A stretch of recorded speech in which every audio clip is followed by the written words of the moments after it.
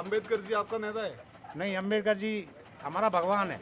भगवान है? हाँ, अम्बेडकर को हम अपना भगवान मानते हैं और किसी देवता को नहीं मानता। ना देवी को मानता है, ना राम को मानता है, ना कृष्ण को मानता है। हम किसी को नहीं मानता। कलयुग है ये, कलयुग में हम अपना भगवान उसी को मानता है, डॉक्टर भीमराव अम्बेडकर को। अब वोट तो हम तो उसी को देंगे, हाथी को, गठबंधन नहीं? अगर जीते या ना जीते। ओ, इंडिया गठबंधन नहीं? नहीं, नहीं, क्यों? पसंद नहीं है हमें गठबंधन।